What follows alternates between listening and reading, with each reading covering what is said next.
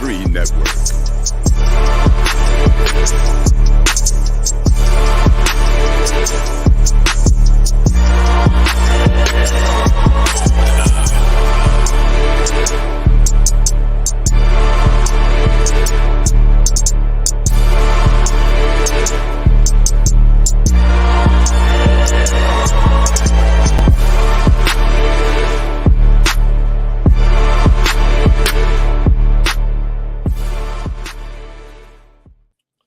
All right, welcome back to another edition of the Forecast. It is 3+1 tonight. We will not have King Doc on the show, but we do have a special guest, my man Charles Cole III. Glad to get him on as we review Killers of the Flower Moon.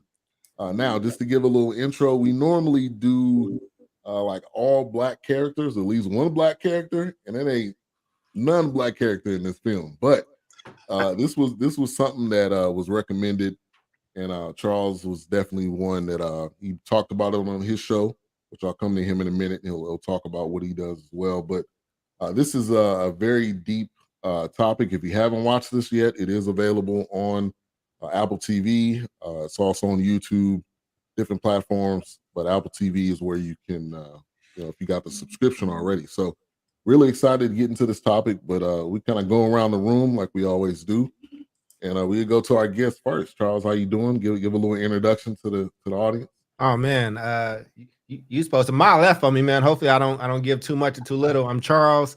I've known Ben for a long time. The work that I do and around is I work in education. I run a nonprofit that I started called Energy Converters that focuses on building agency and education for Black people and a lot of other folks. And then I run a consultancy, and that's where I write my books and when I go speaking engagements and stuff like that. And you can go see all that work at charlescole3rd.com. And I only sell one book. The rest I make absolutely free. But on the other side of things, though, I'm just a nerd. I'm a nerd. I'm a tech nerd. I got the Apple Vision Pro coming on Friday. And I like movies, man. I have a theater in my crib. I love movies, and this was definitely one I wanted to expand on. So thank you, brothers, for having me. Definitely. Wilkes, how you doing? Big screen Wilkes now, man. Yeah, still getting used to this thing. Yeah, doing all right, doing pretty good. Ready to talk about this one because man, it is a hot one. It was a talk about brought to the forefront. Yeah. I don't know. Might lose some fans tonight. I don't know. If they watched any of these episodes, they know we keep it real. It's just like watching the Dave Chappelle special and you get offended. Oh, yeah. I don't even know why you're going. Like, you should not even go. Right. You feel like you know what's gonna happen. You know you're gonna be see us say something that's gonna rub you. Right. All right, A-Trap. I'm here, man. I'm good. Long weekend, but I'm good. Well, good to see you. Good to see you here. Definitely hope you can get some steam off if you need to in the conversation. But I'm glad to see you. I hear you. All right. So normally Doc would read the plot. He's not here tonight, so I'll go ahead and do that. It's a 2023 American epic Western crime drama film directed and produced by Martin Scorsese, Eric Roth, and Scorsese based the screenplay on a 2017 nonfiction book by David Grann set in 1920s Oklahoma. It focuses on a series of murders of Osage members and relates in the Osage Nation after oil was discovered on the tribal land. So we're gonna dive right into it. So we normally do give our initial thoughts. So what your initial thoughts was when you first started watching it, or when you seen the trailer. What was kind of your initial thoughts? We'll go to our guest first, Charles. Y'all keep putting me on the spot first. Here's the thing. I don't like the reality of what happened, but I mean, it's Scorsese. Like it's a well-made movie, and there was a lot of stuff happening. My initial thoughts is, wow, this was happening at the same time as Tulsa, which I got a lot of different thoughts about from the movie. I mean, Oklahoma was just popping during this time for people that wasn't white. And I got a lot of interesting thoughts, but overall, I mean, Scorsese is Scorsese for a reason. And so I think people acted really well in it. If you end up hating somebody, then that means somebody did good. And I do think that the breakout star was Lily Gladstone. Lily, I've seen her on Billions. I watched Billions, but this is the first time I got to really see her, and I kind of fell in love with that character. Now I think they was stupid and silly, but that I don't want to go into the actual commentary because it's only so bad you could be feeling about people when you know how vampires, you got to welcome a vampire in. So it's definitely different from Tulsa, Oklahoma. This is this Osage. They welcome these people in. So I don't want to step on nobody else's opinion. So I'm gonna just stop there. But I can't wait for us to dive into some of the more particulars of it. Yeah, definitely. Wilkes. Oh man. Yeah. So this one right here is definitely something I mean, even from the beginning when, you know, kind of hinting to, you know, let me just say this. It's like as white people, they complain about race mixing, but yet it's your very tool that you're using to pretty much wipe out somebody slowly. You're literally using race mixing to wipe out of people and take what they have by you're not even slaughtering them openly anymore. You're planting stuff here, you're doing stuff there, making it look like suicide, making it look like, oh, they got hooked on alcohol and whatever else. So it's going to be an interesting one. I'm ready to talk about this one. It's a lot to unpack. And when I saw the trailer, I was like, man, it looks really good. Of course, I knew it was going to be a long movie if Martin's behind it. And I'm like, oh, it's going to be a long one. It's going to be a long one. So, yeah, I'm ready to dive into this one. I wanted to see it when I first saw the trailer. I was like, oh, this looks really interesting. So I'm going to like this one. Yeah. A-Trap. My initial thoughts was, as I said before the show, American history has been put on film. You know, we always want to talk about cherry trees and I'll never tell a lie and, you know, freeing the enslaved people. But this was truly American history 101. This was the underbelly of the American history that we never are taught. This is why people like Moms of America. These white women are going coast to coast, border to border, eliminating books about things like this. And now you're forcing people, if you are watching something like this, you're forced to look into it. And if you look into it, you get a rude awakening. Yeah. Oh, absolutely. Sure. So it basically it opens up and it gives kind of a history or kind of a description of the Osage Nation and the people, and then it's just oil just sprouting up out of the ground. I felt like that was a perfect intro to it to kind of give you a sense of, okay, this is where we're going with this. And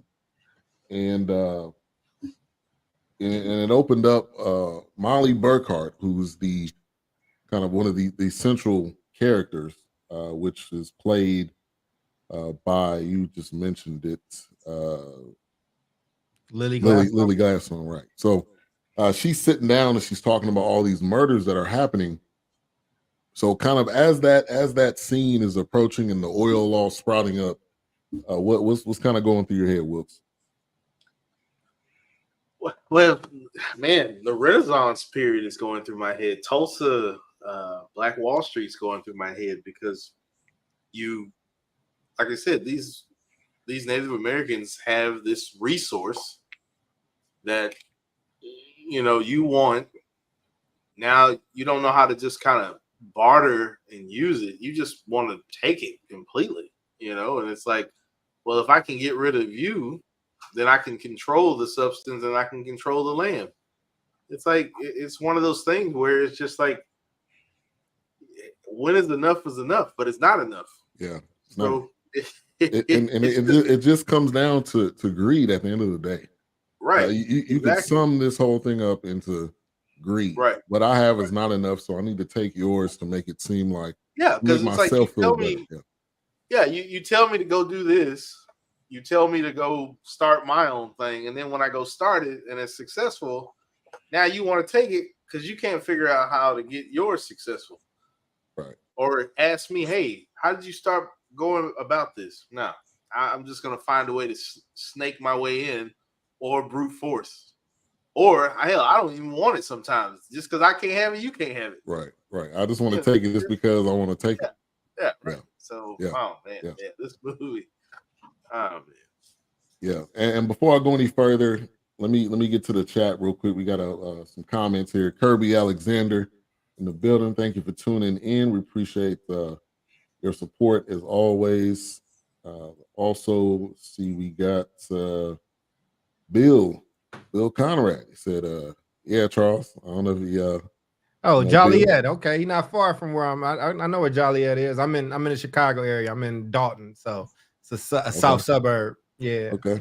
So A-Trap's in Chicago too. So man, y'all definitely gotta gotta link up. I was born in Maywood, man. I'm an Oakland boy with Ben, but I was born in Maywood. So yeah. West Side. Yeah, yes, sir. No, I mean I'm from the West Side. Well, I'm West Suburb, but yes. Yeah, I know. Yeah. When people not from the Chicago area, I'll just say Chicago. When somebody's from the area, I can say where it is. Ben, it's like somebody being from Albany and they'll be like, bro, I'm from the San Francisco Bay Area. You know what I'm saying? Right. The same thing with Emeryville. You say Emeryville. That's what I'm saying. What? Nobody just. I'm like, it's between Berkeley and Oakland. Oh, okay, yeah, I know. Yeah. You wouldn't know where it was. My mom used to live in Bellwood. Oh, okay. That's where I was born at Westlake Hospital, which was in Bellwood. So yeah. Yeah, we got D Great. Thank you for tuning in. Raider Kev in the building. Chief Rocker forecast without Doc. Yeah, Doc not here tonight. And then Miss Thang for use. Greed, jealousy. Yeah, that those two words sums up this entire film. And that's, I mean, we could really, cut the whole thing off, but I think obviously we want to dive into it deeper, but that's what it comes down to. Charles, thoughts? Well, I had a few though, man. I think there's nuances to this story and why I think people should watch it, even if you don't like it. Like, and y'all let me know. Are we talking about the movie or are we talking about the history that the movie is portraying, right? Because I think that's two different conversations. I think. Oh, absolutely. But I think that the interesting nuanced thing about this was people were jealous. They were jealous and they were annoyed and they were angry and they were racist. But they were welcomed in. Like it was like they opened the door. Yeah, this like open the door to your killer, basically. The juxtaposition of Black Wall Street versus the Osage Nation, which was probably I think the richest town at its time, like in the United States, and white folks felt like they had like they deserved that. But that wasn't the crazy thing. The crazy thing was how in concert all the white people were, right? Even if they weren't committing the murders.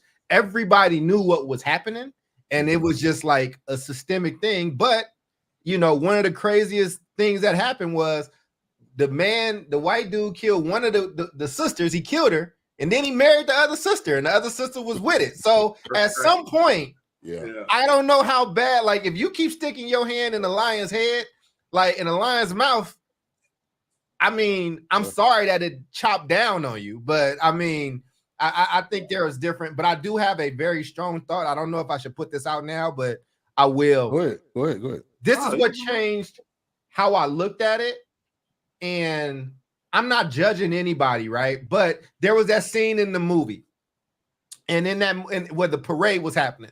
And in the front of the parade, you had the Osage. In the middle, you had the white people. And at the end, bringing up the rear, you had the Klan. So what this told my black ass, as I'm on with 4 other black men, my level of sympathy and empathy shifted. It is still there. It is still wrong what happened to those people. And, like if you got a family member and they deal with murderers and killers and then they all get busted together on some dope charges and you like, You hanging with murder, you welcoming murderers and killers Right. in the building, fam. Like you grown. At some Right. point, Oh, absolutely. you got some At some agency point, and at some some point, responsibility. you gotta turn the finger around. At some point, the only one that was on code was the mama and the native dude that did the monologue that was talking about the white. Them the only two people. Everybody else wanted to be close to them white folks. So, and I think Molly from the jump, she knew what the she deal said, was. "You want my money?" She knew it, Oh, and she just I don't know. I mean, you could say she fell in love, but I think she just wanted somebody. And she was just about to settle for this dude that she knew was about to steal from her. And so you're right about that, Charles. A-Trap. I mean, it's classic. You know, this is a microcosm of what's going on in the Black community today. No matter how many times white America kicks us in the ass, we bend over again and pick that coin up. We stand in front of the ass kicking machine and feed it quarters, and then wonder why our asses are sore. You know, let's just, this is 100. Let's just go back 100 years. This is 1920. Let's go back to 1820. Then let's go back to 1720. This is information that has spread throughout this nation, decade throughout decade, year by year, and you understand that these people mean you no good. But as you guys have clearly stated, no matter how bad they were treated, you could walk into a situation and say, "Hey, I know I'm about to get screwed," and then you pull down your underwear and bend over. So it is, as Charles stated, it is extremely difficult to have empathy, but you do understand simply because your people are experiencing this exact same thing. Yeah, and it's sad. It's truly sad. It's Anglo-Saxon idolatry. For whatever reason, the people of color in this country continue to trust people who mean them no good. Even outside of this movie today, I was listening to Larry Daniel Favor's movie. A show had nothing to do with this movie, and this brother, ironically, Charles from Chicago, calls in and tries to debate with Larry about why Black people in America should support Trump. Every fact that he brought up, she shot down like a duck. And he was like, "Well, I don't care." And I was like, "That ain't an argument." Right. And that's the real question. Why do we continue to do it?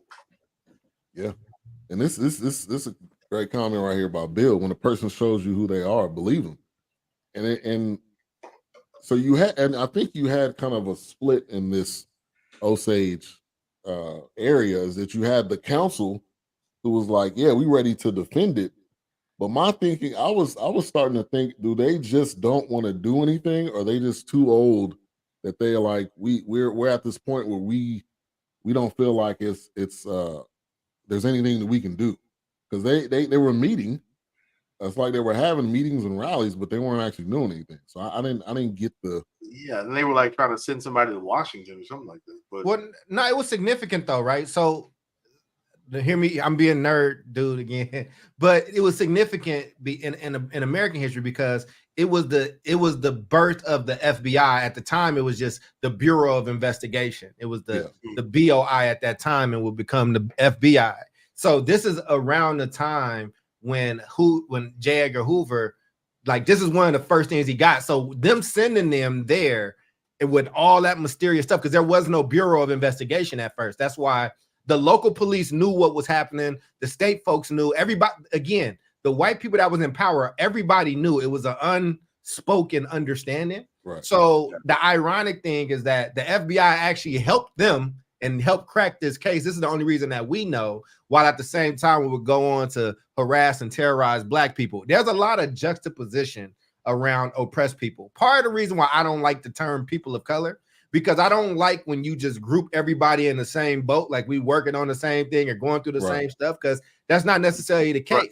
And I think if your Black ass would have showed up in Osage Nation, I think you would have felt like you was in Arkansas. I think you would have felt like you was in, in the Bible Belt, right? Like I think that there would have still been a disdain. Maybe people wouldn't have bothered you, but you would have been reminded early on that you was a black person that had less than and knew less than. And I don't know if that was just limited to the white people in that place, because again, in the happiest day, the happiest scene in the movie, in the parade, Osage Nation is up front. The regular white people is in the middle, and the rear, the anchor, is the Klan. And ain't nobody said nothing. Like they happy and having a good old time. Right. And, Nobody stopped them. No, it was like, man, that looked weird. It was just normal. So the council going to Washington actually worked. When Lily Gladstone's character goes, you know, it looks like she gets cut off, but she did enough that they were like, yeah, that's a lot of murders. Like this is some when Cuz blew up the house, like when they blew up the house and he used too much dynamite, they just overplayed their hand. Right, if they had not done that, they would have effectively siphoned off all that money, though. It would have absolutely happened. But we can be mad and say what we want. But I just watched Patrick Mahomes, who I like very much, I seen his daddy and I done seen his baby. In another generation, they're gonna be like Black Ware. So we can have a lot of comments about how we feel about what somebody did in 1920, but you can look at 2020 and have your own thoughts. And I don't, you marry who you want, you love who you want. I love Patrick Mahomes. God bless him and his family and his kids. That dude's on his way to being the GOAT. I'm just saying, if we're gonna take that critical eye at them, then they ain't the only ones that want that proximity. Right. Oh, absolutely not. We'd be foolish to think that. Yeah, definitely. All right, so man, Bill Hale, man, this guy was and this is all, if you look these names up, everybody, they will show you pictures of these people. It is a real story. It is not anything fictional. This is real. And Robert De Niro played the hell out of that role, man. I mean, to me, watching this, I was like, man, this is making me not like him right now, because he played that role too well. And this dude was like Mr. Insurance Fraud. Like at every opportunity, he was trying to do something to get money, and then he was paying back people. So I'm like, how much was he in debt? Was he doing this because he just wanted money, or because he owed people? Because remember, he was probably both. But then he had the cattle. He had the cattle too. He had the ranch. I'm sure he was okay to a point. He ended up burning that down too. Yeah. But Ernest, which is played by Leonardo DiCaprio, comes and visits him, and he's going to stay with him. And that was kind of how the whole thing got started. And immediately, once he started driving and he seen Molly, it was kind of a quote unquote love at first sight, but it was kind of like money bag. That's my money bag at first sight. Is what it really was kind of coming down to. But they kind of start locking eyes, and that's kind of the story kind of gets going. But the moment where her sister died. Oh, okay, let me back up. So when Bill's starting to set some things up, and he's like, yeah, Anna is a drunk, and eventually something's gonna happen to her. So he was so strategic when it came to this. It was ugly. Wilts, give me a thought. I mean, even the way they just portrayed that character. I mean, the acting in here was ridiculously good. I mean, just the way it was done. But like he said, I mean, he was playing those different sides where it was, well, let me plant something here, and then once that gets rolling, let me come back, and then I'll put out some, I guess, what's the word I'm looking for? I guess not a purse, but I guess he'll put up some money, so whoever can find me these killers or whatever happened, I'll pay for what resources we need. So he was definitely had his hands in a lot of different things. I mean, he was definitely busy. He was a puppeteer there. He was definitely keeping the confusion and keeping it cloudy. But I mean, the character was done very well. I mean, I can't imagine the research, that may have gone on behind that, and just to recreate that person once again for the big screen. But no, it was done well. But shady character, craziness going on. Yeah, dirty. Charles, you got any thoughts? I mean, just on which part? Like on his on just him as the character. oh, on Bill Hale. Yeah. Well, King it is how he wanted you to Right. refer to him. So that's to Yeah. let you know a lot. I mean, listen, man, I appreciate in the movie they didn't pull it, right? He was calculated. Like again, man, like he was smart. His nephew or whomever. I mean, Ernest was an affable idiot. Like he was. That was the role. He was like he knew what he was doing, but he was like, oh wait, is this gonna kill my wife? Like, no, it's gonna slow her down. Like he was, and Right. then he was like, I'm gonna do the right thing, but then they caught him and they talked to him. I mean, but you know, history, don't nobody tell better stories than actual history. It's a better story, and I think that De Niro is De Niro for a reason. And I think that if you look into what happened to those people, that man lived to 1962, bro. Like he got convicted for one murder, and he got let go, and then he still had his bread and was able to get his wealth, and he died in a nursing home in Phoenix, right? Like, so you know, just I would just say with these characters, man, it was an interesting, intricate kind of web that they kind of you know put out there. I will say this about the Ernest piece. I don't know what really happened. Let me say this because people get mad and offended about this. But in the movie, if you take the movie, if you're in the movie and you're just rocking with what the movie is saying, they were trying to also show this love story between Ernest and Lily Gladstone's character. Right. And what was her name again? I'm sorry. I want to say her name. Molly, right? Like, I mean, I do think he loved her from the way that the movie played it. They wanted you to kind of see like that there was love and stuff there, but he was poisoning and killing her. And I think that there are some literal things and some metaphorical things. And I think I was like, well, why would Scorsese make this movie now? Like Scorsese's like a kid that grew up around the Italian mob, and him and De Niro from the same area. And like, they like gang stuff. I almost cursed. I'd be cursing. My bad, y'all. But they like gang stuff, right? Like, so it's like, what made him do this? And it's like, oh, if you like the gang stuff, this is showing you how functional gangs work. Like when you have to kind of, you ingratiate yourself. You become when the mafia runs unions. Like, you know what I'm saying? What better union is there to run and take over than the richest oil spread? One of the richest oil spreads in U.S. history. They still have, I think, 1.5 plus billion barrels under the ground in Osage Nation. Like it's still there, right? Like, so, you know, I thought it was very, very well played. It was so much stuff happening, and just to capture all that on screen, you know, similar to Oppenheimer, where you just covering this huge like historical piece, but you're trying to find the story inside of it.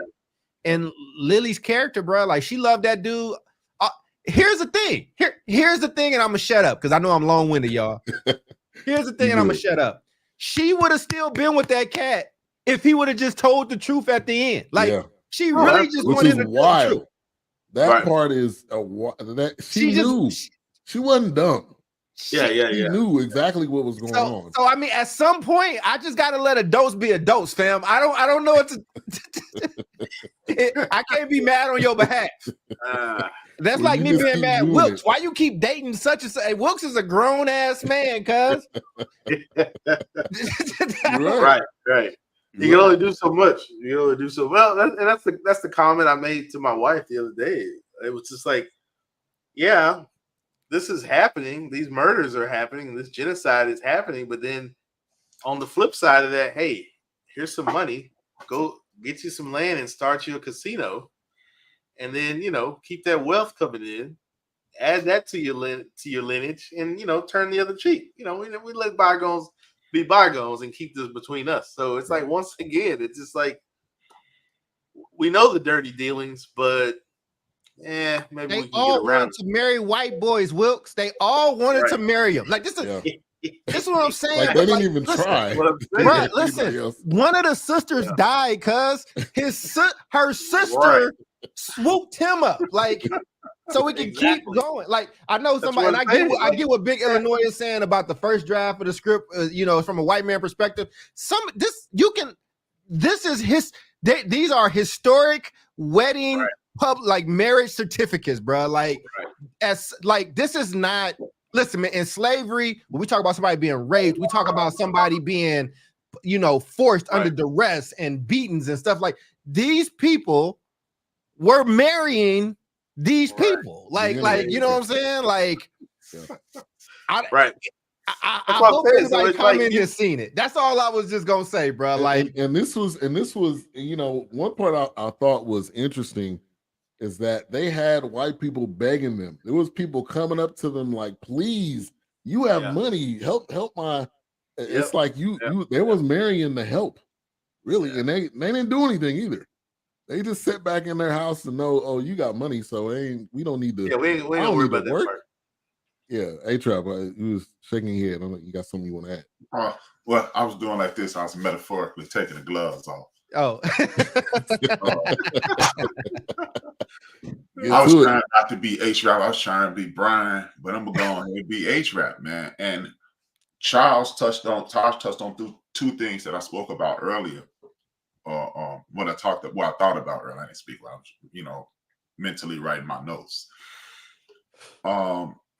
You guys said they were marrying the help, right? Let's you know what? Hold on, I'm starting to Scorsese.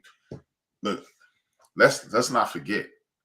During this period, Charles said he grew up in the mafia, and this is simultaneously 3,000 miles to the east.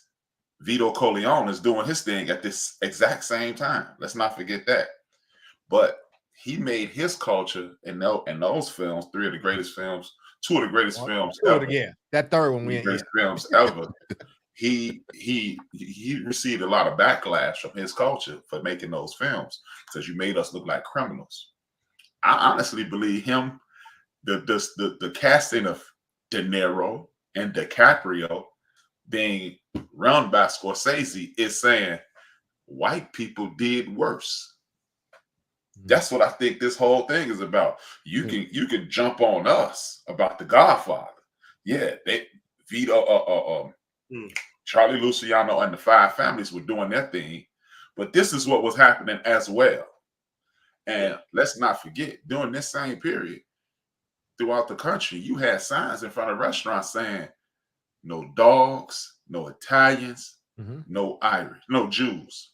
So let's not forget that. I believe this is saying he's holding up a mirror to white America saying, yeah, Vito Corleone, but these dudes are real. Yeah. The second and most important thing, one of the reasons you will marry your oppressor is because subconsciously you believe, or you've been taught to believe, for one, money is protection, which is not. And the most important thing is I can assimilate. I will take all the oppression I can get if I can stop Lil Ben, Lil Charles, Lil Wilkes from getting hurt. So I'll take on this because this child, like, remember that one scene when the white lady and the white man is sitting at the dinner table, and he was like, they're all half-breeds around here. And she said, and he said, look at him, half savage.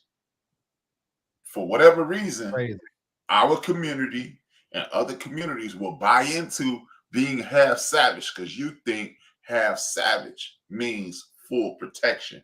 And all it means is we don't have to chase you to kill you. We're going to kill you at home. And which we saw it. And that's why I believe she was willing to accept it. I don't think he loved her at all. I do believe he was a pawn in the game. And because he was a pawn in the game, he was allowed to move. I think he grew to have some affection for her, but he realized, I'm going to get rich. Because remember, let's not forget this. And this is one of the most important things. He told everybody who would ask him, I'm lazy, I'm trifling, I don't want to work, I want to kick it and drink. That's all he kept saying. And he realized marrying her would allow me to be the most trifling, lazy bum I can be, but I'll still be rich. Because remember, he made a lot of money gambling and driving a taxi. And he went and blew it all at the card game very early. So this lady was unlimited wealth for him, unlimited opportunities to kick it the way he wanted to kick it. Yeah, and he was robbing folks too. That was before he got with her. But one of the wackest lines he ever could have said was, "You're you got nice color skin. And she fell for it. That's the wackest line you could ever tell somebody. And I'm like, you definitely not that dumb. But I you know, let's get to some comments here. They referenced the Black Wall Street Massacre for a quick second. They did. There was a lady that was saying this is just like Tulsa. No, they thought that the white folks was coming to massacre them like in Tulsa. Yeah. That's what they thought. And that's why you marry in. Hopefully, you'll get that protection. Yeah. There's still Fort Osage, Kansas, full of white folks with no mention of the natives. Yeah, and there's a film. I don't know if it's a film or a documentary, but they're trying to, because there were black natives, and they're trying to say, well, you're not the white people in wherever this area was, who again mixed in with the natives. They were saying, well, you're not native enough to get, whatever the benefits or the money that they get from the casino. So that's a prime example that, to A-Trap's point, if you marry in, eventually it's just going to be mostly white, and you're going to run everything and make all the rules. So right. Bro, they called you savages at your table, cuz. Like, I mean, listen, look, man. I mean, there's interracial marriages now, and I don't have no issue with it, right? Dude, marry who you want to marry. You know what I'm saying? But there's some subtleties to those things, right? Like, I mean, they weren't whispering. It's like that one looked white, and that one looked white, and that one like a savage. Yeah. Look at these little half savages, right? Well, they are savages now, right? I mean, they was kind of looking at it, and the mother was having those visions and those views and all that stuff, but they were trying to do full integration. Let me just be very clear, right? Like, there are some nuances. This is why I like Scorsese. This is why I appreciate the film. He didn't spoon feed you nothing. He treated you like an adult in it. So the one thing he didn't, he showed you but didn't tell you, like, those sisters was Catholic, bruh. Like, they was Catholic. They changed their religion. Like, they were the ones with money, but still they trusted white people that worked for them more than they trusted their own. And so they had people giving them allowances, people stealing their money on the back end, and all the white people, for the most part, even those that weren't actively, this is the other nuance, even those that weren't actively murdering and killing, right?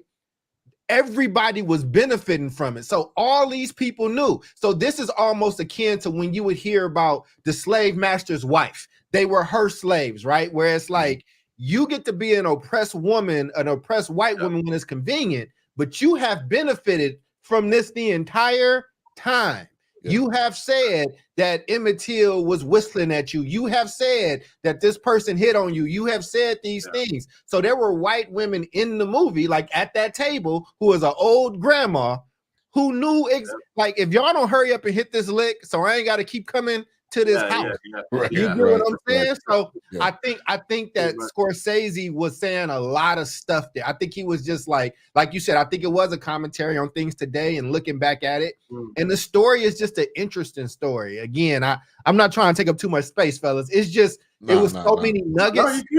But it's so many nuggets in there. So again, there's the movie and the storytelling aspect, and then there's the history. I do think H, that he did love her. I think he was stupid, dog. Like, that was the point. His uncle was manipulating him the entire time, right? Like, so when they got him alone, and the lawyer was like, that ain't what happened. That ain't what you believe. You believe this. And that boy went back to his wife and told her, and guess what? She still stood with him. She stood with him the entire she was literally dying. She was literally dying. And she's like, where's my husband at? Like, your husband is trying to kill you. You need to get to the hospital where they're trying to take you. And I think he was in love with her, and he was scared of his uncle. Now, I think it kind of turned at that moment where he was giving her the insulin and she didn't want it. And then it was like, give her this other stuff. I think it kind of turned at that point. I think it was more of I think it became more of a control thing than it was, I'm in love with you. That's when he started using profanity, and we can't say right. It's temper. It's temper, changed. And that's why I think he had affection for her, but I don't think he loved her, because at the risk of trying to be preachy, you don't do that to people you love, even if it's a lick. You just milk the lick. If you love someone, you just work your number. And I do believe he was, his uncle used him. His uncle, as you guys have clearly stated, his uncle knew how stupid he was. His uncle knew he was the perfect dude to come out here and do it. Yeah. But I don't think he had the capability of loving anything. He loved kicking it. And as long as he was with her, I can kick it as much as I want. And then his uncle started telling him, hey, man, you kicking it off $50 now. If we get rid of it, you could be kicking it off $200. And that's what I think it was. He loved the idea of unlimited financial independence more than he even could come close to loving that woman. He didn't even love himself, if you ask me. But Rap, can we stay there though, Rap? Because this is the scene that makes me think that he did, right? He didn't know, right? Remember, because all the white people was looking at him like, you the dumbest cat we've ever met. Remember, they was talking about this money. I love money. And he said, I love this money almost as much as I love my wife. And all the white people looked at him like, you do understand, like that's what I'm like. Or when it was like, oh, it's not gonna kill her, it's just gonna slow her down. Like, and then his uncle would be like, that, and they use the natives stereotypes against them. So every group got stereotypes. The stereotype of natives is that alcoholism, right? Like, cirrhosis, alcoholism, and so it was easy to put that in there. You know what I'm saying? But I do think that it's just like, I don't know, man. Like I said, looking at the movie, and again, I'm not a historian on it. Like, I don't know all the different. That's why I'm just going off of that and the things about research. But I know people are gonna be like, you got to know the story. So again, I think that what Scorsese was trying to show this love story in it, and Lily Gladstone becomes this huge. She's gonna be this huge star because she played that role with such grace and discernment. But like, the only thing that she missed was she was blinded by the love of this dude. Like, so she was smart enough to kick those doctors out of her house. She kicked those people out, but she trusted this doofus. Yeah, she was still taking what the doctors was giving her. You know what I'm saying? It was like, I love it. But they was like, my nephew's stupid. He's dumb. Like, he's dumb. There's equivalents in the hood. I've seen these equivocations in the hood. I've seen the really smart, talented girl that ends up with the cat that ain't got nothing going for him. Right. And she happy when he got a McDonald's job application, fam. Like, you know what I'm saying? Right. He hit me because he loved me type stuff. Yeah. So again, it was very interesting. But again, now I'm putting my lens on as a black man who is like, I think that in that town, you could have lynched black people, you could have raped black people, you could have did whatever you want to.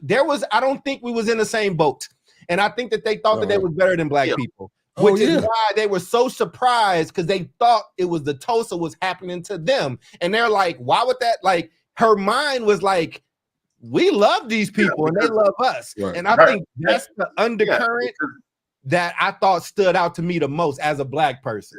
And that's why I said what I said. These people, that's why I said, no matter, they married in and embraced these people because they thought it was protection from the Tulsa situation. Mm-hmm. They would have. We got wealth like they got wealth. We got nice cars like they got. Yeah. They're part of us, and we look like them. Just like you got white Mexicans. Because I used to work with this dude named Luke Lawyer. Yeah, I said your name, Chump. Luke Lawyer. He used to literally tell me, "No, I'm a white Mexican." I'm like. And I literally told him at work one day, so the Klan won't kill you?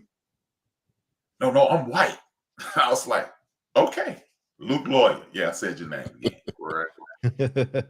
Let's get to this comment. Eric Williams said the book is deep. It will make you angry. Just finding out what Sooners is and that Oklahoma uses as a mascot is despicable. Wanga, thank you for tuning in. Big Lanois said, I'm gonna try that line. I told him you got nice colored skin. Yeah, go ahead and try that. Go ahead and try that. See what happens. The government made it no secret they were coming for everything. Damn it, who it really belonged to. They stole their land, wealth in plain sight. Yeah. Read the book first, as always. I know that's always a line when you have a movie like this. It was sad that no one made it past 50 years old in the Osage community. It solely wiped out that community. Yeah. And Charles don't realize you guys use the excuse of reviewing a movie in order to have a conversation. Yeah, that's true. Basically, we review movies, but it's an excuse just for us to talk, you know, as black men and Yeah, pretty talk about what's going on in our heads. It's this sister that's part of it's this young lady that was a part of this nation. She was 14 years old. She became one of the richest people in America. And white people were literally fighting to be her mentor. Same time. Yeah, I'm not surprised. Of course. So Charles, you mentioned this. The mom, she was hip to the game early. I mean, 'cause she's obviously lived probably with one of the longest in that town, and she just seen it. Like, you guys keep marrying the enemy, and I want Anna because Anna, even though Anna's a drunk, and Anna would shoot anybody. Like, Anna is not involved in the garbage that you in. It's like, She I'm not was. down with this. That was an interesting dynamic right there with her, the mom, and even though Molly was probably the better one to take care of her, she rather would have been with Anna.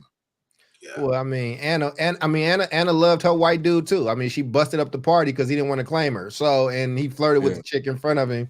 And Anna was the hood chick, right? Again, you know, I think that they tried to show these delineations between this native family and like other groups, right? Like, I think there's an Anna in every family. I think there's a Molly in every family. There's a grandmama. I don't know if she knew about the money thing, but she had a valid suspicion of white people. Yep. And I say this because it's funny, but it wasn't funny. But I was just watching it, right? It was just like Anna, the mama was just like, I'm just disappointed. All of my daughters are failures. Like, like I'm disappointed in I'm all tired of of y'all.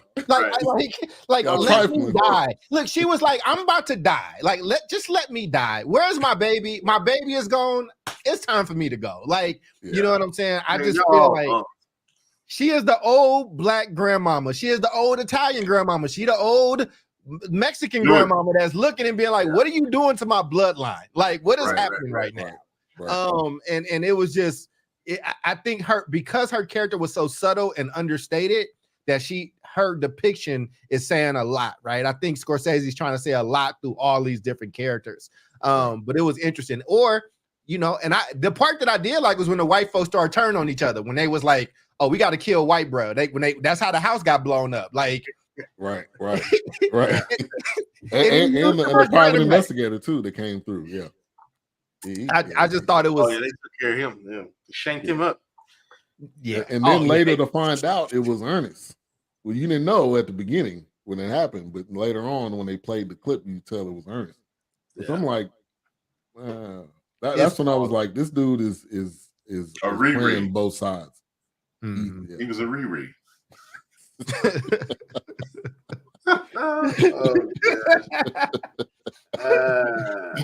That's why it made me say when I like the mother's line.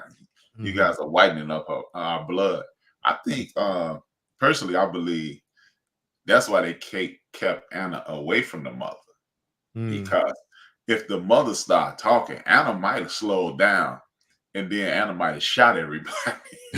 Anna might have killed everybody, you know. She'd have been like in White Man Can't Jump. You know what? I'm gonna get my other gun and I'm shooting everybody. But she loved that white band, but she loved that white boy to death. Like, this the thing though, right? Like, she loved that white boy to death. And he was trying to play her. And you see what and you see who she left with, right? Like, she left with them, she trusted them. So again, if that's your most rebellious character, bro, then y'all ain't got no shot, cuz I don't know what to tell you. Like, it's just look.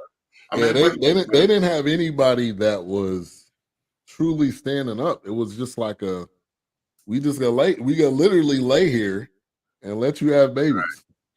Right. It was just like, well, like you said, you got that safety again. So, you know, I got this money, I got this nice house, so it affords me things.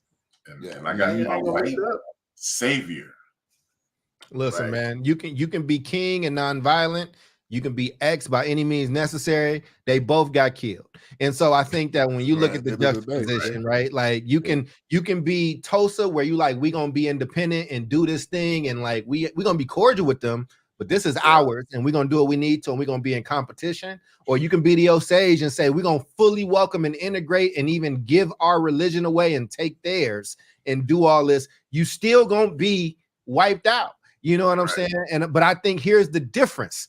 There was Tulsa was annihilated. Those black people's places was annihilated. Osage Nation still exists. Like they still, I know it might be whiter, but there is a tribe. There are people that still are the stewards over that money, that look over it, or whatever the case is. And I think that what the message is to people that are not black but are not white is that, listen, as long as you ain't them, like as long as you not them, if you know how to, if you're gonna be with us, like this is, I used to live in Kentucky, bro. I used to live in Paducah, Kentucky.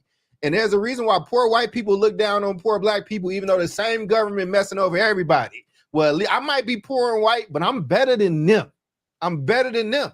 And I think that you're gonna be in for a rude awakening. But some people are okay with being better, being second to last, instead of just being last. And I think it's profound that those people, there's parts of that still exist. Whereas people from Tulsa, the last survivor member, I think just passed or whatever, or they're close to being at the end, but they just still trying to get recognition. They just still trying to be recognized and get an apology for what happened. We bombed our own people. You know what I'm saying? So, the same FBI that killed a bunch of black people, I just find it interesting that this was the precipice. This is what legitimized the Bureau of Investigation, where J. Edgar Hoover, who's mixed with black, by the way, and has his own issues and demons and skeletons in the closet, there's still a statue of that man at the Federal Bureau of Investigation. This kicked it off. What you gonna do, bro? This kicked it off. Right. So y'all got me way more passionate talking about this movie than I need to be. I need to act like a guest. Let me shut the hell up. Hey, that's the point of the show. That's the point of the show. You're supposed to be heated.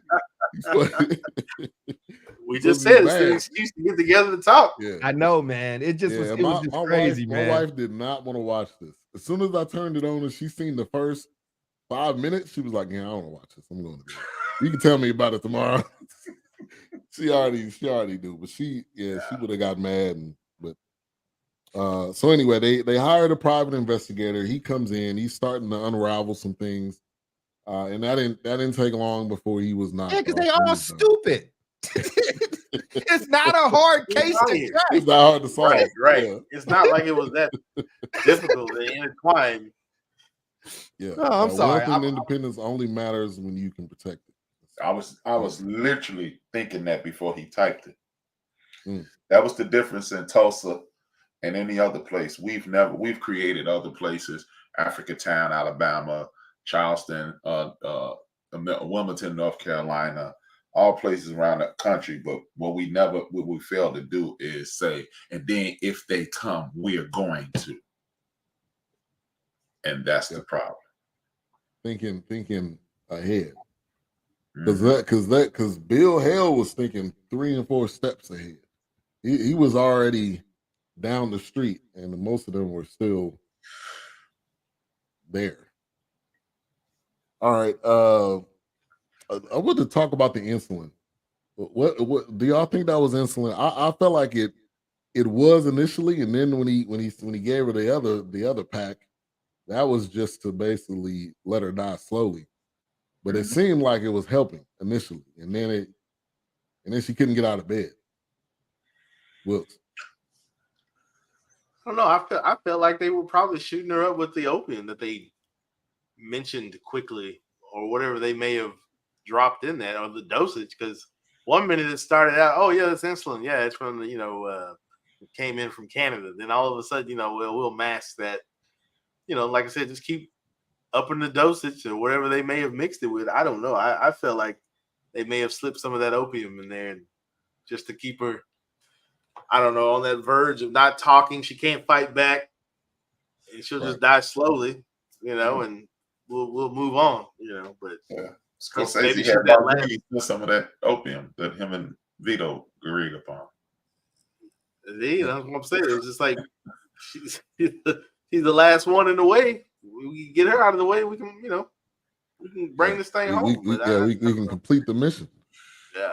It was the wasting disease. So, like black people, the Osage folks suffer from diabetes. They suffer from being overweight and poor diabetes, eating habits. So, I mean, that was historically correct. That was the time when insulin was being created.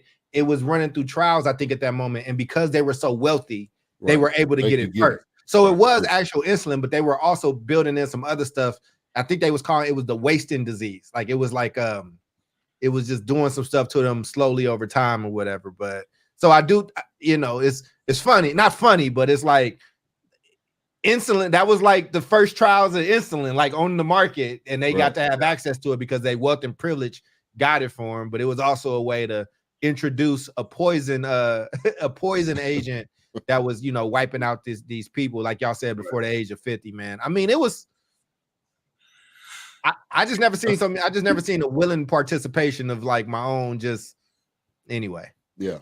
And Molly, every member of her family basically was dying, and she made that same scream, that same agony. But it's like you're allowing it. You're not. You know. It is what it is. They said he wants your money. Girl, I know he want my money, but look at him. Look at him. Yeah, but he handsome. At that point, cuz, listen, man.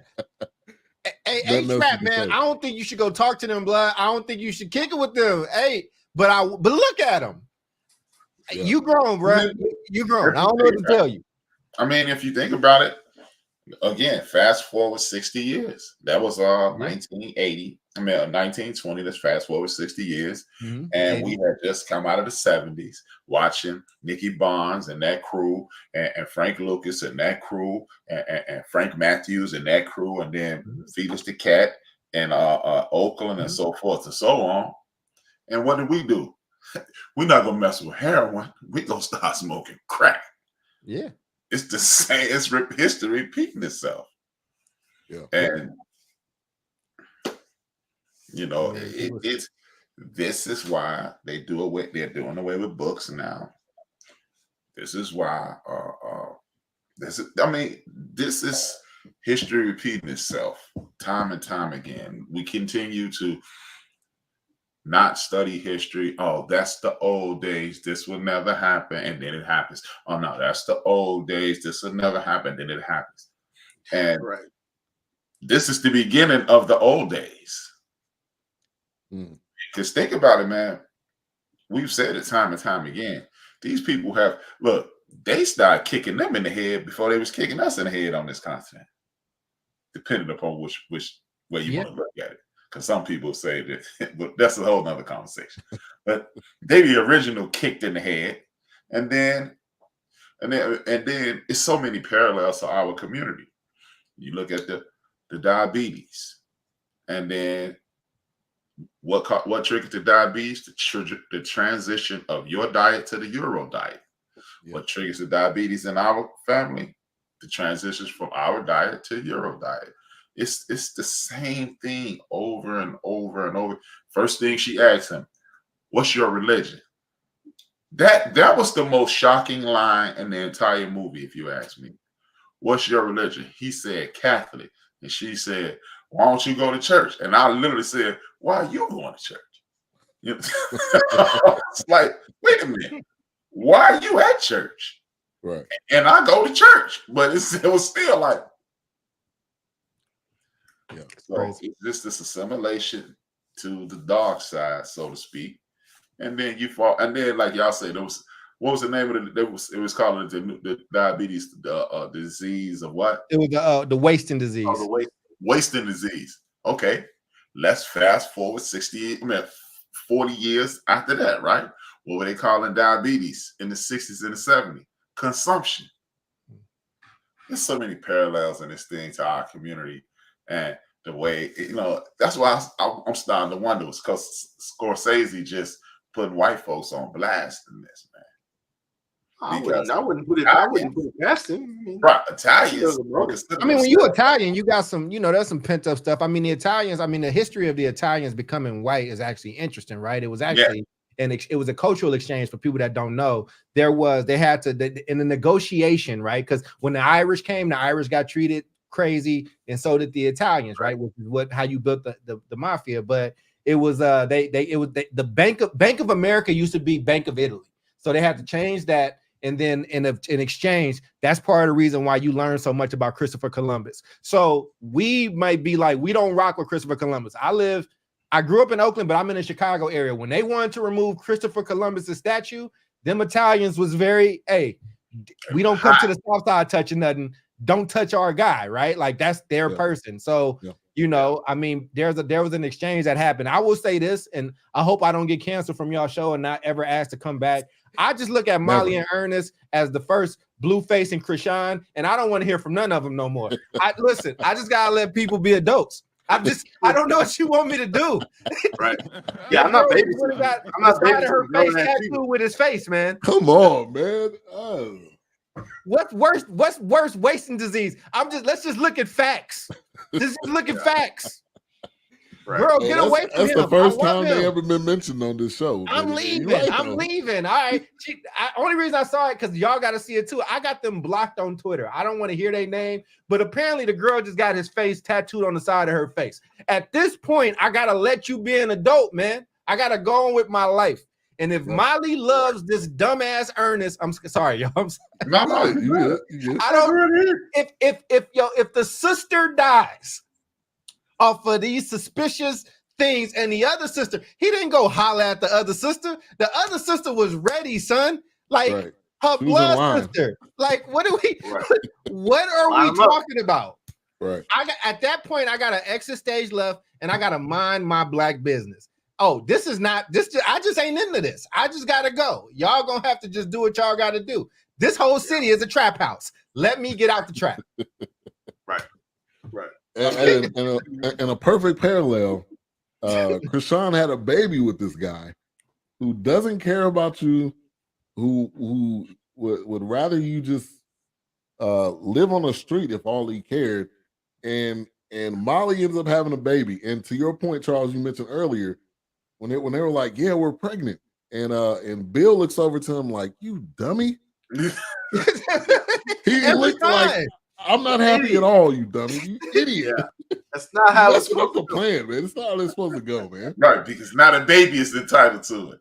Well, that's the thing. Then you got to So for people that didn't watch the movie, that was the other cat. So remember the other cat that came in and married. The next thing he was gonna do was he was gonna kill her, and then he adopted the kids, and then he was gonna kill the kids. Yeah. But they caught him before he could do it. Right. So I mean. But Bill did work it though, Ben. Bill worked it, Ben. He worked it and said, well, actually, that might give you more stake because you are their biological father. Like, listen, Bill was the one thinking. Bill was putting chess pieces on the board, but he was just like, I can't believe how stupid. Like, right. You are an idiot. That's why they was like, our lawyer, I'm his lawyer. You my lawyer?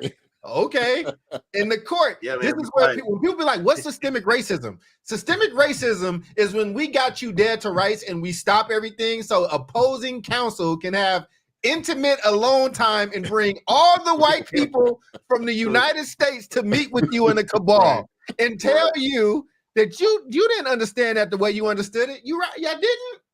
Yeah, and you're about to affect your uncle. Your uncle's gonna be hurt if you do this. Like, need you to be quiet. Yeah, man. And she met him. They got the little car meet. It's cute. They hug. They embrace. Lily Gladstone. All this. Yeah. Woo, woo. Hey, baby, I'm back. This is crazy, but I'm riding with you. Hey, one last question. What did you know that I was like that they was giving me poison? Did you? Right. That's what it took for you to be like deuces. That's what it took. I was just waiting on her to slap him, especially when they had that car meeting. I'm like, at this point, you got to just slap this dude and move on with your life. And she was like, "No, I still love you." I need that type of love. I would be married right now if somebody loved me half as much as Molly loves Ernest. But you blocked him on Twitter. You just seen him in the capture. Krishan is that woman. She can get your face tattooed on the other side, man. I mean, he trying to get that Krishan money the same way Ernest was trying to get that Molly money. Get that guap, baby. Yeah. Golden said, "What is that movie? If she dies, she dies." Oh, that's Rocky IV, baby. That's Rocky. He dies. Yeah. That's Rocky. That's one of the most famous lines of all time. Yeah. Hey, I like movies, y'all. I'm sorry. Side note, there's a documentary on Sylvester Stallone. I think it's still on Netflix. Really I good. watched it. It is a must. It is a must watch. You get to learn about how he even got into Rocky. That's a side note, but you got to watch that if you're a Mhm. Stallone fan. Did they cover that But, movie? He was Johnny Salami. No, that's the character one. Is Johnny Salami? No, I don't remember that. I don't remember them. I don't remember the top. I don't think they It's the covered movie it. before. It's Prince Oh yeah, Paradise, yeah, they did. Paradise Alley. Yeah. Wasn't I it? didn't know that was What's his his name name, was in though. there too. Henry Winkler. Yeah, Henry Winkler was in that too. Yeah, they- Paradise they- Alley. His name Yeah, is Johnny Salami in there. Yeah. Yeah, they talked about that one briefly. Yeah, It's crazy, man. It's Johnny crazy. Salami. because something about like, oh man, because they even showed the scene where he like spent too much money on this watch. This guy was trying to get him to buy this watch, and he's like, man, I don't have that kind of money. Like, look at me. Let me look it up now. Make sure I didn't make that up. But I'm almost sure this dude's name is Johnny Salami. Henry Winkler's in the movie.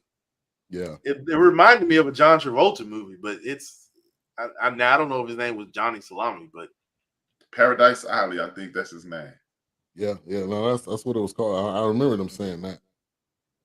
Mhm. Yeah. he said it wasn't a great role, but he took it. He took. I mean, because he couldn't get anything. He couldn't get. Yeah, he couldn't get. And that's how we end up writing Rocky and Rambo and all, because he couldn't get nothing, so he had to write his own.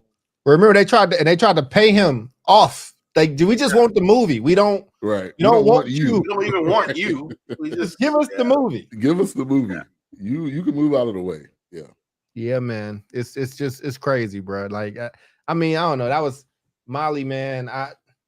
Molly's just a lover of love, dog. Because she was Kids married to Salami. Henry first. It's Salami.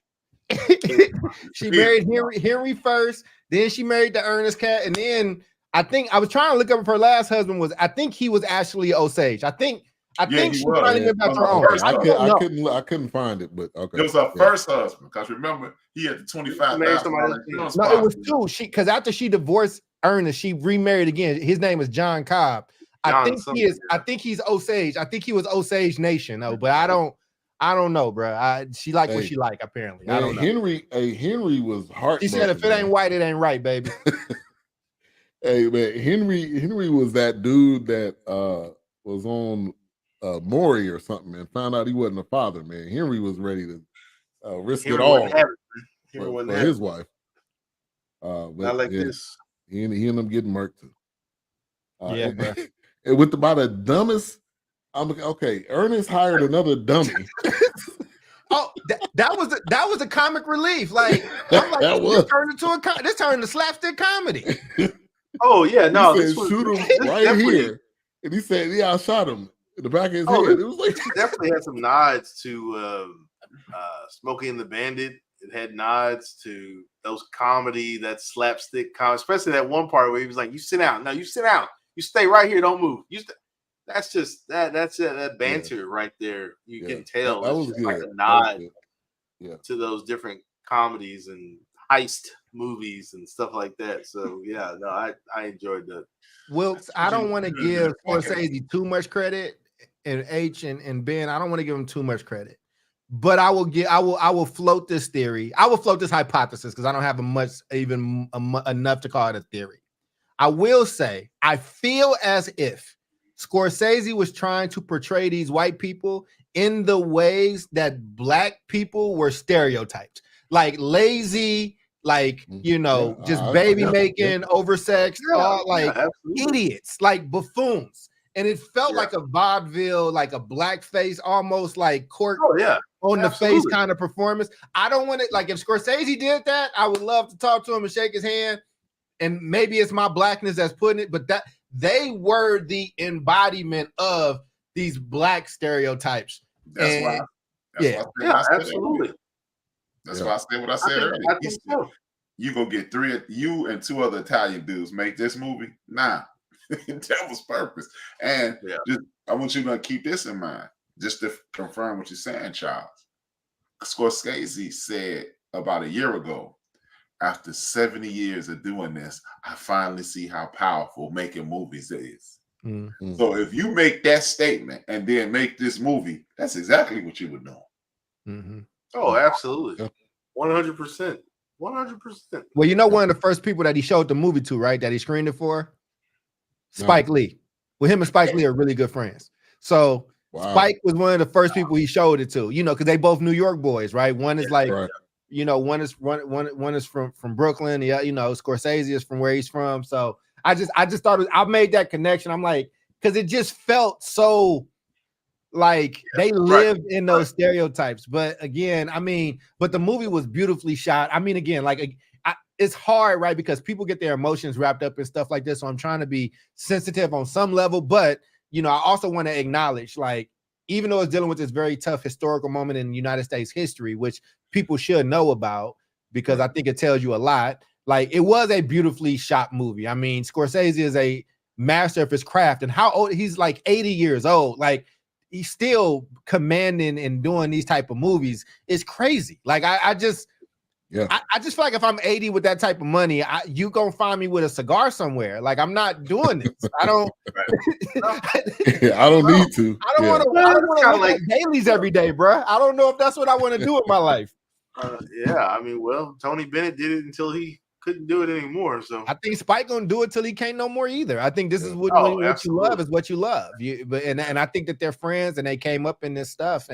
But I thought, I mean, I understand why there's, you know, a lot of recognition for it. I understand why I got a lot of award buzz. I do think that Lily Gladstone from here on is gonna shoot just way up. I mean, because even in what we described, there was a way that this woman made you feel when she was on camera. When she was in the scene, she stole every scene. And I mean, she not going up against people that just started acting. This is Robert De Niro and Leonardo DiCaprio. And I mean, for her to shine like that, I think the Anna girl can actually do well. And the mother has already been in stuff. I mean, you know, they all get typecast for native roles, right? But like, you know, I think the mother was just an Echo. I think a few of them played in Reservation Dogs or whatnot. Yeah. So I mean, look, man, I think there's a lot to be learned there. I think the movie should be in schools. You know, Oppenheimer kind of put some scenes in there that made it hard to show in schools, but I think that this ugly part of history is still history, and it's still a part of what's happening here. You know what I'm saying? So and it needs to be told. Like, these type of stories need to be told because like A-Trap said, it's going to force you to want to look this up and see, okay, what happened? When did this happen compared to what happened in Tulsa? Like, this is, and so I commend Scorsese for doing this because this is, no matter how old it is, it's still history.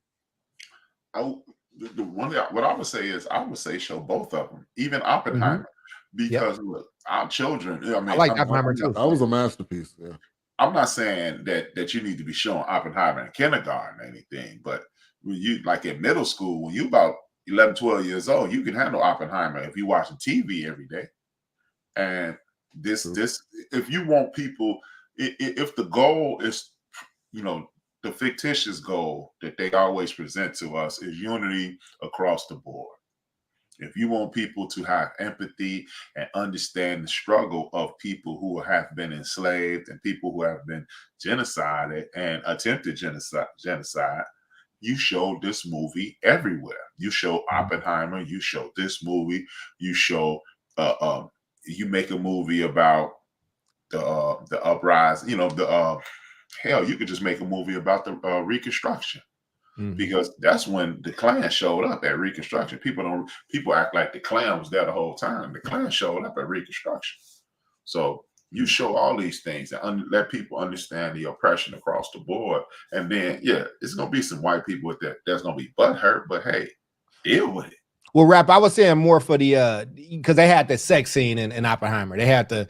You can make that, you can edit that out pretty easy. Edit it out, but I'm just saying that was the one thing, because I think people were getting on him like, wow, he was like, it's my movie, I don't care about you. Like, I'm making the movie that I want to make. But yeah, I liked Oppenheimer. I need to go back and watch y'all's episode on that. I really. No, we didn't do it. We haven't done that. Yeah. Oh, I will. We traditionally do movies, as Ben said. We traditionally do black people. Yeah. And and when we did this, that's why I had to type in the comments. We doing it different this week. But I felt like this was definitely a movie that we already pointed out multiple parallels to our community. So Mhm. Yeah. So the ending. Let's talk about the ending before we close this out. That was another comical relief right there. I loved it because I felt like it was funny. It had some like Dateline. It was like a Dateline during that time, basically telling the story of what happened. And then Scorsese coming up at the end. I felt like that was a beautiful touch to it. A-Trap, thoughts on the ending? I mean, it was acquiesce. This is, it comes to a point, and then you had to end it at some point. And Charles mentioned Spike Lee. This is the difference in Scorsese and Spike Lee. Spike Lee would have had this movie about 6 hours long. Spike Lee does not know how to end the movie. Scorsese knows how to end the movie. But I appreciated the ending. It came to a point, and he was like, he could have kept going. This could have been a 2 or 3 or 5 or 10 or 11. I appreciated it, and I was shocked to see him, but it was. Yeah, I mean, you could have did this in parts. You could have made this a series. Yeah. Oh, yeah. Absolutely.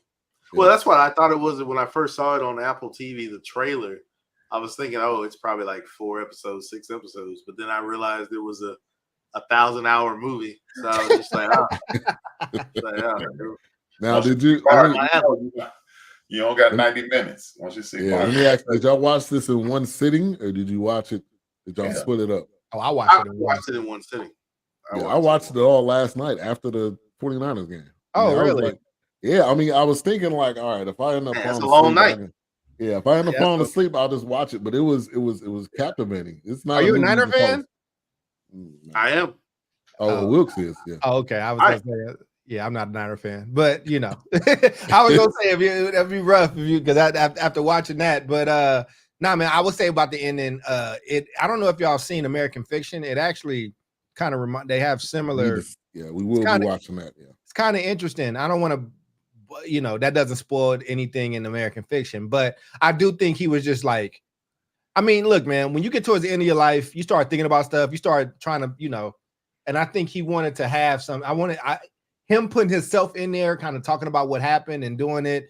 I think he wanted to land with people. I think that's why he called Spike in. I think he wanted to be like, is this hitting? Like the way you ended Malcolm X, does this feel like, it's kind of going there? Is this going to change things? And I like I said, I will end like this. I will give, and I know Scorsese still got a lot of backlash because he did portray it as a love story. He did portray as if you take the film as a film, he did make that case. And I know some Osage and some other people were saying like that can't be love, like you said, Rap. But I will just say outside of that, I do think he took an unflinching look at just the I mean, this is the most it's evil. Like it's evil. It's the evilness of like, I'm going to marry these people and kill them from the inside. Like I'm going to procreate with them. I'm going to make babies with them. I'm going to poison their bloodline, and I'm going to take everything with me. I mean, it shows you what people can do and what humans are capable of. So, he didn't flinch on it, and I appreciate that he didn't. Yeah, definitely. Wilkes. Yeah, I like how it ended. I like that he kind of integrated himself into that and just kind of, gave that insight in that last snippet of information. I mean, I enjoyed the movie. Of course, for me, it's not just the story. I mean, I love the 4K, HDR, 10, all that aspect, and Dolby Atmos. I'm there with it. So, one thing that always draws me to Christopher Nolan movies, he's gonna give you that IMAX. He's gonna give you all that. And I need to finish Oppenheimer, but I don't think I'm giving it any justice by watching it on the Xbox. I think I need to buy a separate Blu-ray player for that one. Yeah. I hate that I missed it in IMAX, but this movie, I enjoyed it. I mean, just even because of the historical facts. I mean, I knew it was going to be something of a tragic story, but I like the historical deliveries. And I mean, all these names under one roof, some big big actors in it. Leonardo actually said he wasn't going to do an interview without having her with him. So it's like, but she was like kind of, and he wanted her to like take the lead in the interviews. So he's definitely pushing her to the forefront and putting her out there. So I enjoyed the movie. I'd watch it again. I like it. I wouldn't mind having a hard copy of it. I know everything's on streaming service now, but Yeah. if they ever released a steel book or hard copy, I go for it. Yeah. It's funny. Yeah. We've come to the point where we don't have movie collections anymore. Yeah. I still love mine. I'm hanging on to it. Hey, No, I'm my not saying parents- I'm not, but I'm just saying it's like Everything's right. still streaming now. But get to this yeah, amount. a big shout out to Hulu, which Hulu got back into doing. I think Prey was the first one that they released on DVD, a hard copy steelbook. But of course, Best Buy is not selling DVDs any longer, so you have to turn to places like Movie Trading Company or eBay. But I like that somebody was releasing a hard copy. On Amazon. Amazon would be another place. Yeah. All right. So normally, what we do at the end of the show, Charles, we come to you last. We give it a mic rating. So 1 to 5. 5 being the best, 1 being the absolute worst. And we any other final thoughts? So we'll start with A-Trap first. Oh well, I'm gonna give it a 5, man. I enjoyed it. The historical context, the storytelling. I saw the love interest that you got, the love aspect, but I just like the people. I just didn't see it as I didn't see it as love. I thought it was just an opportunistic chance to get paid because he was a bum, So he was a thug. Right. Exactly. He was a savage. He's a savage, yeah, exactly. But I enjoyed every moment of it, and this was, you could tell when a movie's great when it's 3 hours and some change, and you look up and say, "Oh, it's over." So that's why I gave it a perfect 5. Yeah. Well, I have to give it a 5, and it's from historic delivery for me. I mean, I just love these stories, whether they be tragic or they don't dive or delve into those things. But no, I enjoyed it. It was great. Like I said, I'd watch it again. I know it's long, but man, I'd get right back in there again. Just something I didn't miss. I will say this: the death scene really was awesome to me when the mom passed, and they were there. Pretty much, the ancestors were pretty much there to collect her. That was pretty dope. I enjoyed that. So I give it a 5. Yeah, and for me, I knew to A-Trap's point, it was long, but when you watched it, and at the end, you're like, wow, that was a masterpiece. Just the intricate details of it, the characters. When you got De Niro and DiCaprio, it's going to be high quality. It's not going to be a trash movie. And Lily Gladstone played that character well. So I'm gonna give it a 5 too. I felt like it was done well, and it was a quality movie. So I really ain't gonna get invited back, but it was being fun. I loved it. I loved the movie, but I'm gonna give it a 4. And when I'm thinking of 5, I'm thinking of Do the Right Thing for me as a 5. Coming to America, Godfather. Like I just like it's just. Like the last 15 minutes of Godfather is some of the best cinema I've ever. It's just, it's gorgeous. I don't know what else to. I think if he don't come back, he got my seat. Yeah, I mean, you definitely coming back. Oh man, I appreciate it, but I would give it a 4. I think it was a really, really good movie, and I mean, a 4 is really good. I think Oppenheimer would probably get a 4.25 or 4.5 for me. So I think it was. It was epic. It was long. I like that it didn't flinch. I think it actually had a lot of commentary on Black America and what was happening at the time.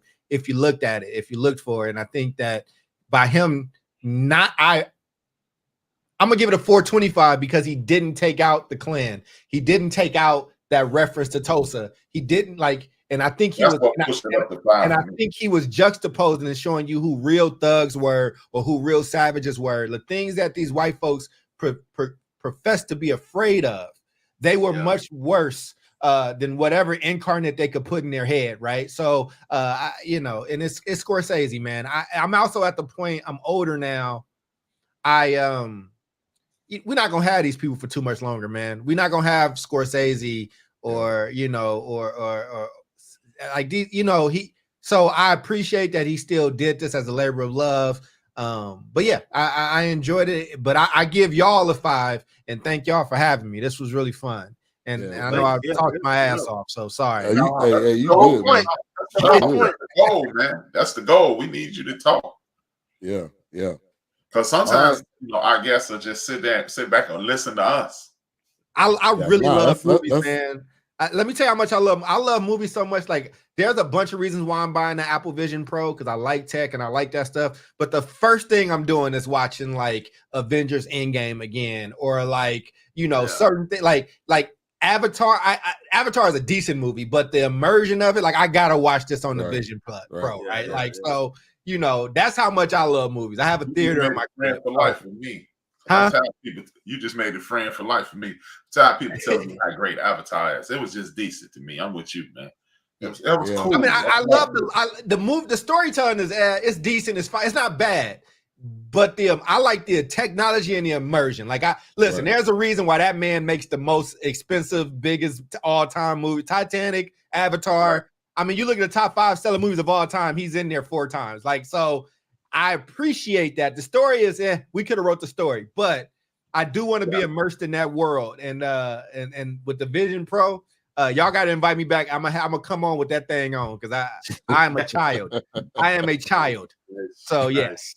Big Illinois said, I want the Apple Pro for the 3D Disney. You sound like me, man. We Big Illinois 73. We are in the same boat, brother. Hey, so y'all got this year, A-Trap, you need to get Big Illinois and Charles. Y'all need to get together, man.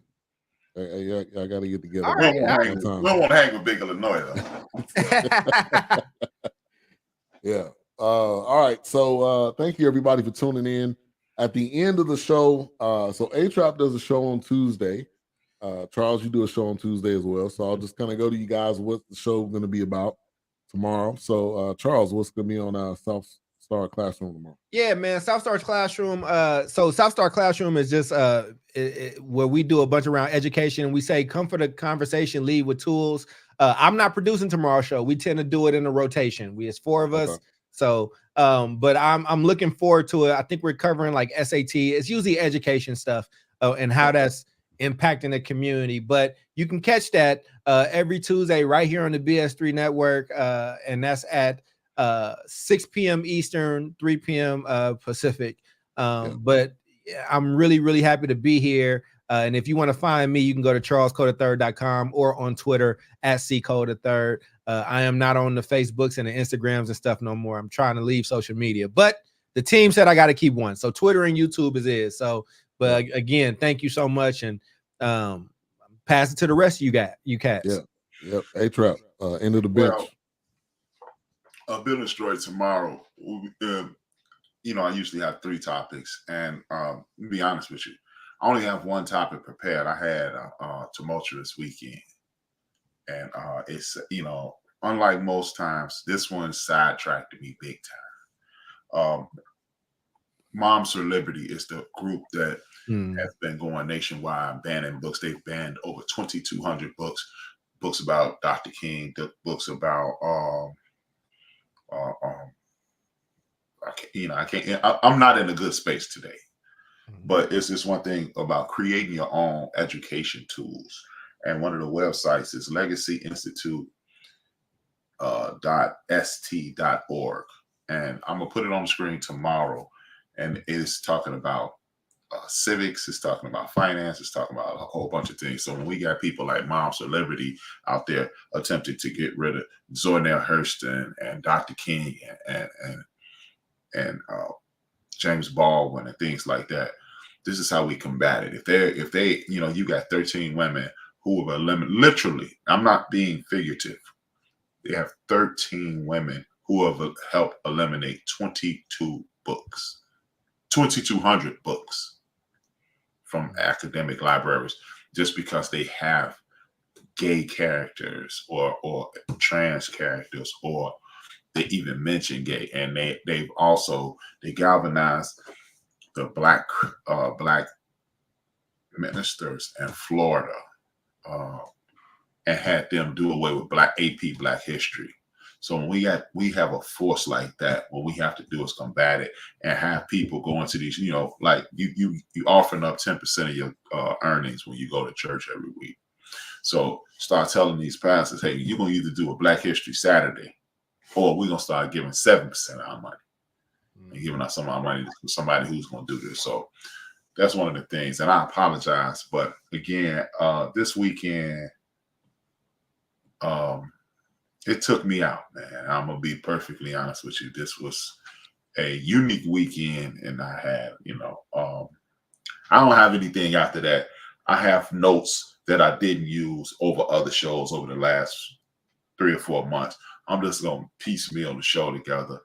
I assume it's still gonna be quality, because I do my best, because my whole job is like the title of the show, building a story, building the community story that lies in the propaganda around the community.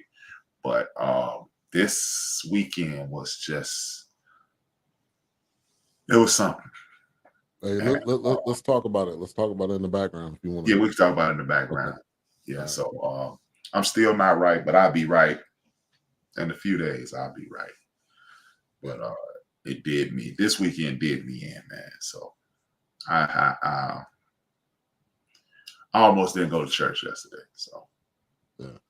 Well, I mean, we appreciate you for still coming on, because you could have easily said, look, I can't. No, this is my therapy. I was telling Mo today, me and Mo talked. He called me, and I was just like, man, I don't feel like doing nothing, but I'm gonna do it, because this was gonna be the hour or 90 minutes that I wasn't gonna think about it. And man, thank you, Charles. Thank you, Wilkes. Thank you, Ben. Thank you, people in the chat room, because absolutely, yeah, we here for you. Yeah, appreciate you, bro. But absolutely. Yeah. All right, let's get to these last comments. Thank you for tuning in. We appreciate you and your comments. Ready Care with the jokes. She said, I don't have that Apple Pro bag, so I'm looking for that TV Pro. That TV Pro ain't dropping, man. Put the TV real close to your face. Man. Sorry to tell you, man. Hey, Bro, you got your boy, Mr. David. He co-host of the South Star Classrooms, been holding it down, man. And I so appreciate him, man. And so I'm glad he was able to make it in here. Yeah, appreciate you. All right, y'all. Always. We will not be back. We won't be back next week. Next week, BSU Network will be at the Super Bowl in Vegas for Super Bowl week. So, and man, me and Wilkes doing it next week. We don't need y'all can do the show. Yeah, we're gonna do the show. Yeah, I'll come back. It's a week off. What you mean? Okay, go ahead. No. I'm saying it's a week in between, right? You going on an off week? Oh, you're right. We'll be back next week. My bad. Yeah. There you go. Yeah. Wait a minute. Hey, look, me and Will and Charles gonna do it. We don't need you. Yeah, man, get out of here, man. Y'all got control of the stream, man. Go ahead. That's right. But man, Charles, for real, thank you for coming on. Man, this was fun, man. I get to nerd out. I mean, and I love my education stuff. I'm always do it, but just to be able to the stuff that I have fun at and just being able to nerd out and go there, man. I'm with it. If you got a tech show on here, I'll go on that one too. But I had a really good time. Ben, I've known you since forever, but Wilkes and H Rap B and praying for you, B. Like, you know what I'm saying? Like I could hear you, I could hear your spirit, man. So prayers to you, but this was just really fun and I just needed the fun. So anytime y'all give me a few days to make sure I've seen a movie, I will always love to fill in if I can. So that's fine. All right, we'll definitely hit you up. Definitely. Thank you, everybody, for tuning in. Appreciate all the comments, all the love tonight. We had a couple of thumbs up and hearts on Facebook. Raphael Haynes, Jonathan Maloney, you know that person looks. Darrell Owens, Sonny Cole, Anthony Lansdowne, that's big Illinois. Genevieve and Eric Butler. So we appreciate you guys coming through. And we'll be back better than ever next week. And we'll see you when we see you. We can do Pootie Tang next week. I don't know, Charles. I don't know, if Charles, want to do that. Hey, Sapate, brother. Yeah, I'm with you, B. It's all Hey, good. hey, go ahead. I won't be here. On I the can tippy definitely top. do See, I told y'all. Louis- There you go. Louis This is the perfect. Hey, this is the Louis perfect time to C.K. do was it an too. early rider on that, man. There's brilliance in Pootie Tang. You There gotta you go go, watch man. that time, brother. You say you and Dalton, I'm finna drive out there and we gonna have a beer. Jack. I'm with it. I'll host one. I'll do a showing in my little theater. It's nothing. We can do it from there. See this Yeah. type of this. Ben, you ain't There you seen go. Pootie Tang. That's why you talking about Pootie Tang like that. Because you ain't Hey, seen man, preach, brother. Hey, I'll watch it. I'll watch it next Monday. Yeah. But anyway, all right. We see y'all. That's what I'm talking about. it.